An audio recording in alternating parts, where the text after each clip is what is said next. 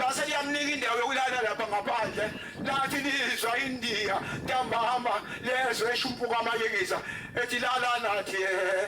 namhlanje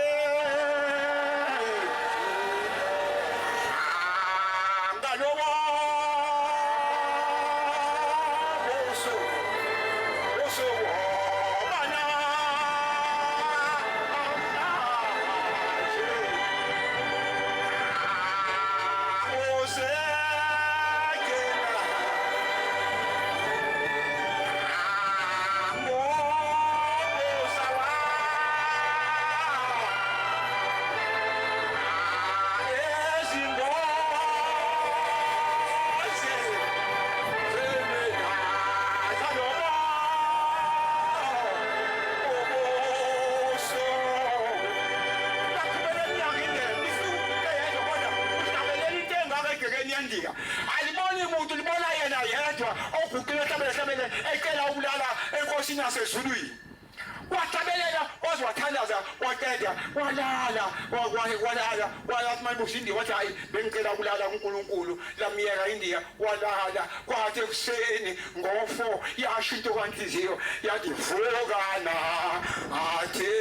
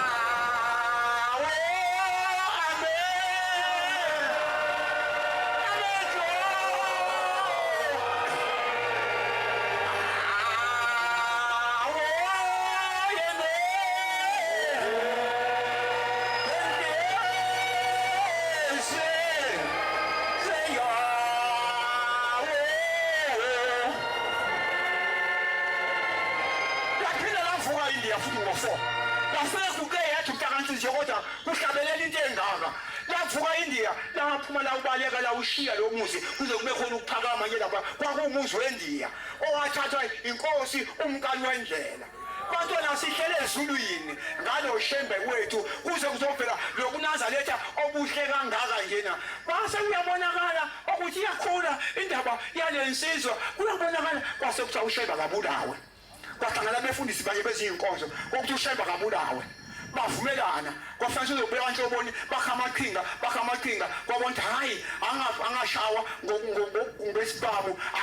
akafake lapha elwandle ayobhabhathisa amanzi khona ezobulawa amanzi yafuma inkosi yaseParliament bayitshela ukuthi mawuthi uthunywe uNkulunkulu hamba uyobhabhathisa lapha elwandle kukhona unkosikazi wasemakhosini lo nkosikazi wayekade isishosha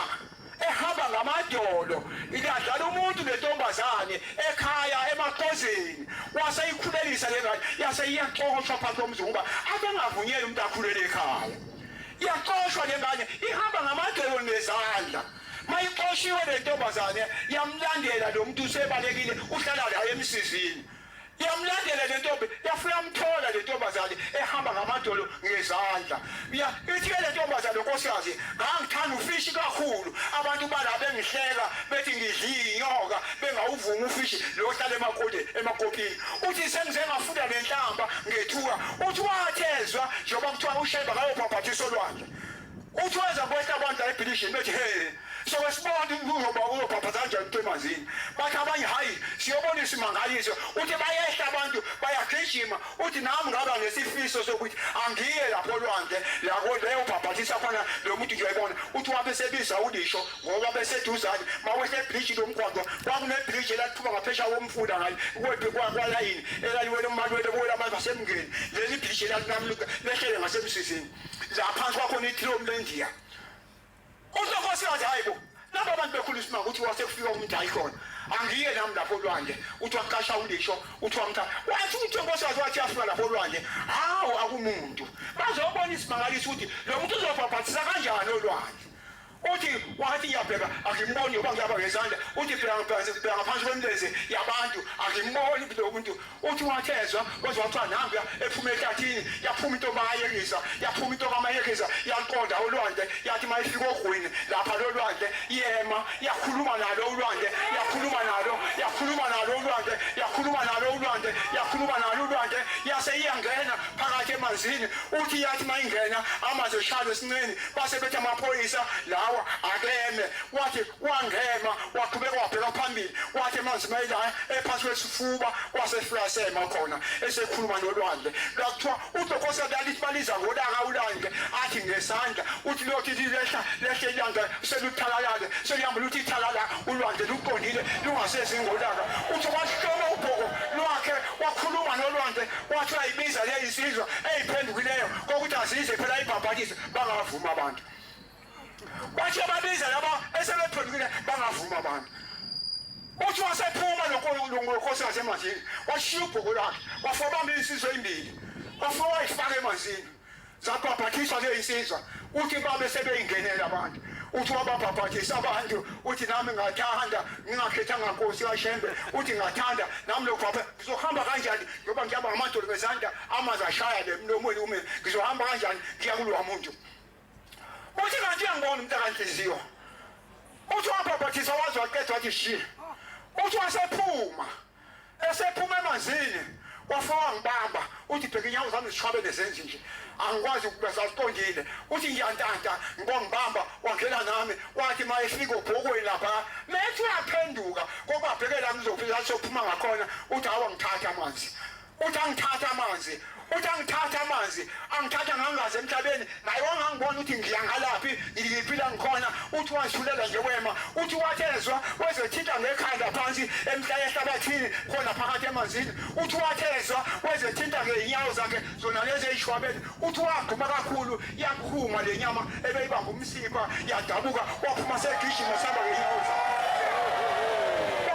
gijima ngeenyawo zakhe lonkosikazi ubakade yakhele eGiblense ukhuluma ngomuntu obekade ekhona la eGiblense kungakakhi khona abenu inkwisikwada manje akhe lapho lonkosikazi owayeyikhoza ephilisa umkali wendlela bantwana silandela izulu sesemhlabeni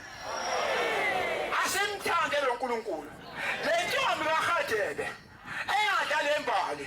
eyaseSamariya intombi nayo yakwenza lokho yathi khamanzi wayibona uJesu wathi ucela amanzi mina wathi ubuza intombi ungaphuza kanjani nami wena umJuda mina ngumSamariya wathi uJesu mawube wazi ukuthi ngubani ngabe uyangiphuzisa amanzi nangempela intombi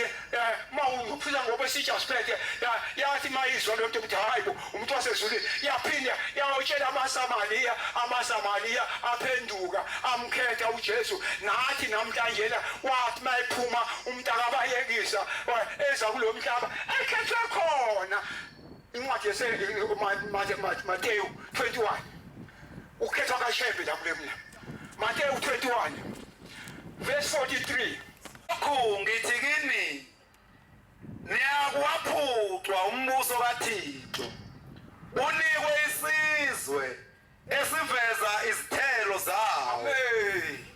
wawuthatha uShembe esuka lephezu entabaze lo mbuso njengokuthi ninabathanda ukuphila emhlabeni kanje azange alifike ivangeli likaJesu uShembe ufike wasifaka kulona phakathi kulona uJesu sehambile sebembulela amaJuda wabuya uJesu nibhala amangani kanti wabuya uShembe uthe uShembe eyobulawa amaloma empika phezu kwentaba lapha wafike eguqe ngamadolo uJesu uShembe ethandaza uShembe phethe uJesu ephethe izinyane lewundu likhona loyo foto lakhe ngiyalazi ephethe izinyane lewundu lana emile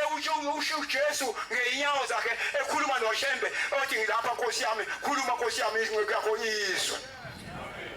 singamphila kanjani uShembe bantu abami izintombi ezinhle nibusisiwe ngoba kunjena njena ile ntombi yadla imbali ehlathini kaHadebe le ntombi yadla imbali ngoba kunjena nje kunje kungani bantu abami lobunaza letha bukhona kunjena njena wonke nale iphika ezimhlophe ezihlaza zivele ngenqayeni bantu abami ngale ntombi kaHadebe sesibusiso kulo mhlaba semzofunda incwadi yesembulo 21 incwadi yesembulo 21 uyikala khona kwesiphezulu kuhle kuselvele hamba nayo ngabona izulu elisha nomhlaba omusha yenza ushembe hamba nayo ngoba izulu lokuqala nomhlaba wokuqala wabe udlulile udlule konke namaloma konke nabo konke emhlabeni hamba nayo akusekho ulwandle hamba nayo ngabona umuzi oyingcwele